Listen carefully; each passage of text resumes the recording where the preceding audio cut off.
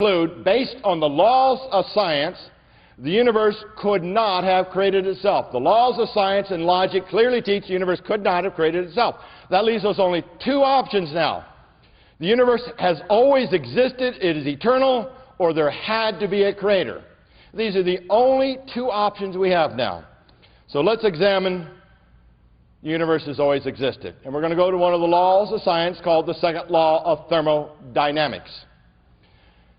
Now, the second law of thermodynamics, I'm trying to say that slow now, because if you haven't noticed, I do have a speech impediment. I do not breathe when I talk. It basically teaches that the whole universe as a whole is losing its available energy for doing usable work. In other words, the usable energy in this universe is wearing down. It's constantly wearing down. In small pockets, we might borrow a little energy from here to supply over here, but the universe as a whole is losing its energy, losing its heat energy. In other words, molecules as a whole are slowing down. Therefore, if this universe was eternal, we would be in what is called a virtual heat death, meaning there would be virtually no molecular movement. Everything would have lost its available heat energy for doing work. Therefore, the universe cannot be eternal. It had to have a beginning.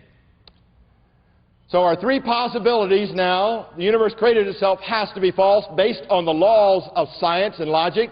The universe has always existed has to be false based on the laws of science and logic. That leaves us one possibility. Based on science, there can only be one possibility, and that is, in the beginning, God created the heaven and the earth. See, God gave us two sources of information, two sources of knowledge. His Word, which clearly teaches He's the creator of all things, and His creation, which verifies that there had to be a creator.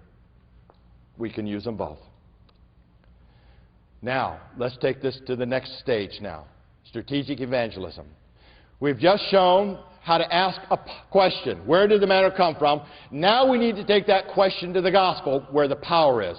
If evolution is unable to explain the origin of matter and energy through naturalistic means, it is without a foundation.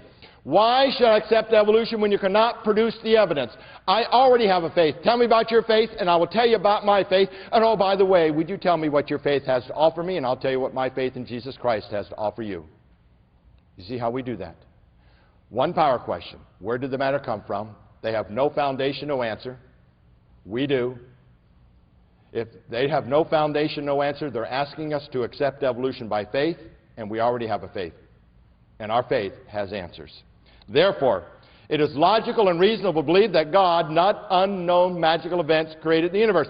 See, we have a rock-solid foundation. We know who created, what was created, how it was created, when it was created, how long it took to create. We have answers. They're in God's Word. So for the evolutionists, have no foundation. So let's go to our power question number 2, which is the origin of life. How did life originate? There's only two possible answers to that question. Life evolved by natural processes, or life was created. There are no third choices. People say, oh, Mike, you're being awful narrow-minded about this. There are other ways we could have gotten here. My response to that is, name one. I have never had anybody name a third possible way we could have gotten here. Oh, but Mike, we came from outer space. Does that really answer the question how life originated? No, it doesn't. Just pushes the question to outer space. The question is, how did life originate? And only two possibilities. Now, the model of evolution teaches that about 4.5 billion years ago, the earth formed all by naturalistic processes. This is their foundation for how life got started. Then over long periods of time, chemicals began to form in a pool where they've nicknamed the primordial soup.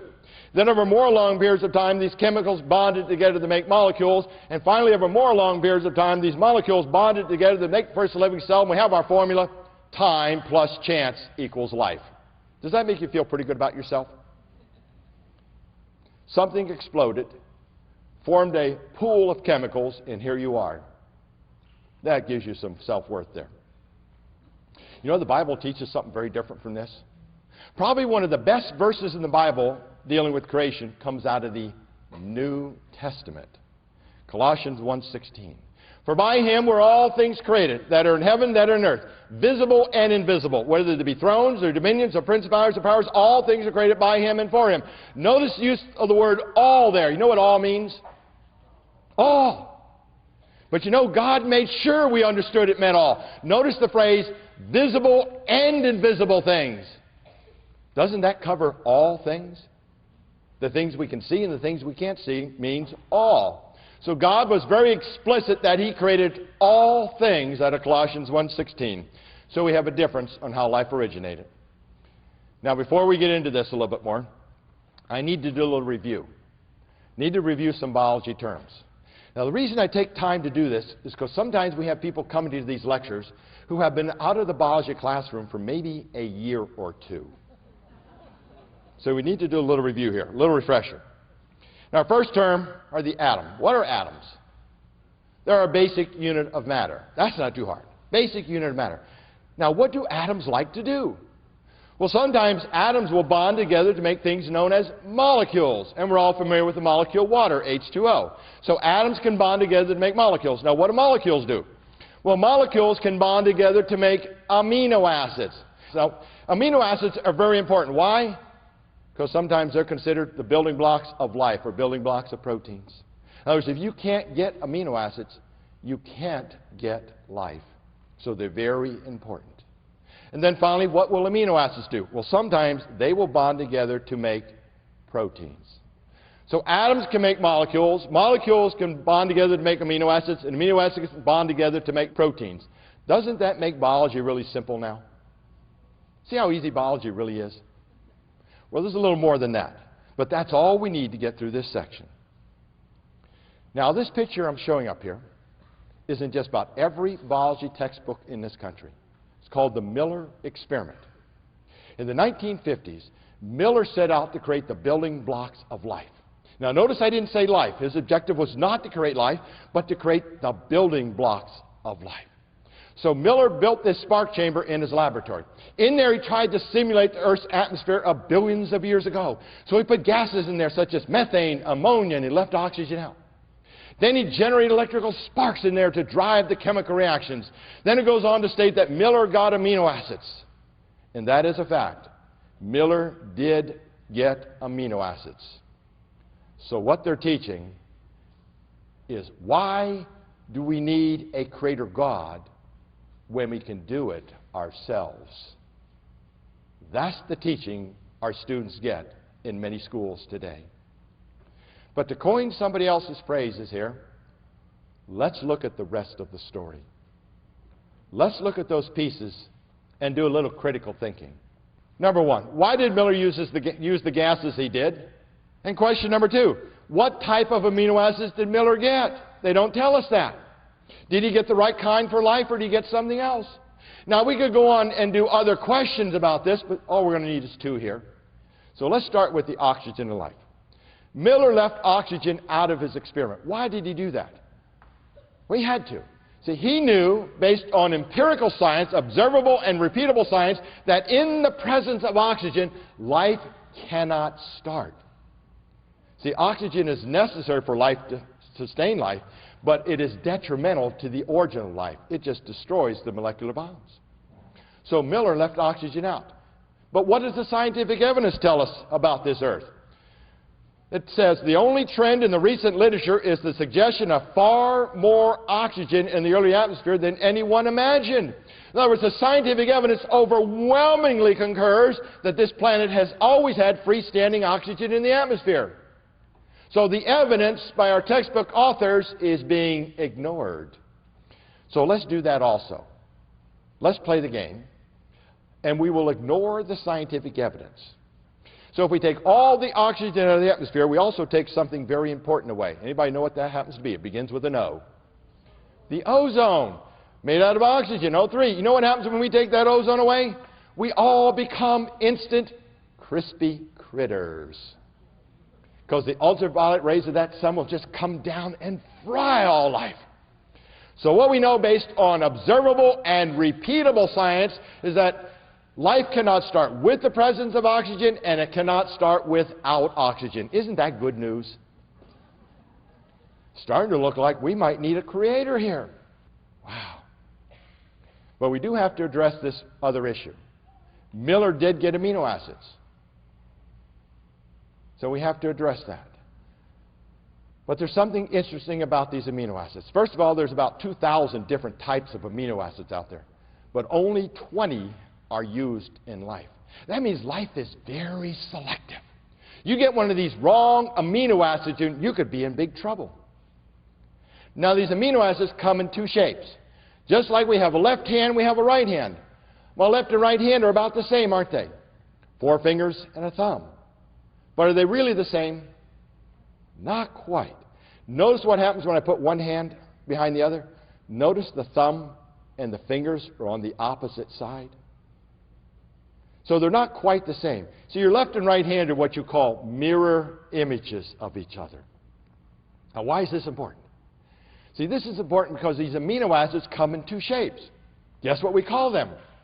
Left-handed amino acids and right-handed amino acids. What's the difference? Well, just like our hands, left and right-handed amino acids have the same components, same atoms. And also like our hands, left and right-handed amino acids are mirror images of each other. Now, why is this so important? This is important because every amino acid in every protein in your body, and you have trillions of these, is left-handed.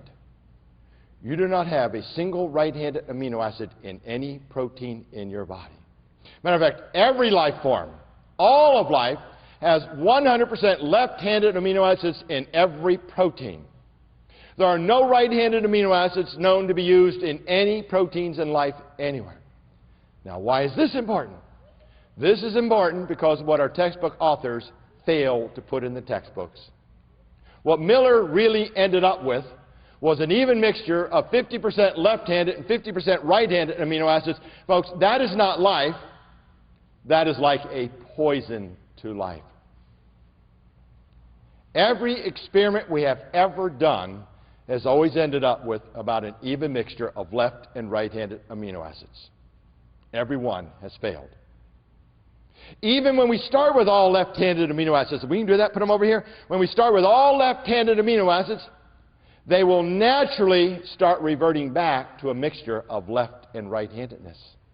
In other words, the tendency is always away from life, never towards life. So how could it get started? But it gets better. The more you learn about science, the more you see there has to be a creator. When we die, we're made up of 100% left-handed amino acids. When we die and we become as dead as we can be, and that's going to be pretty dead, do you know what happens to our 100% left-handed amino acids? They start reverting back to a mixture of left and right-handedness. What did Miller really simulate? Death, a poison to life. The whole experiment is a known and recognized failure. So the question I have then is, why do they continue to put known, wrong information in textbooks? Well, I'm going to simulate why they do this. Now, in order to simulate this, I need to create a little bit of anxiety in some of you here today.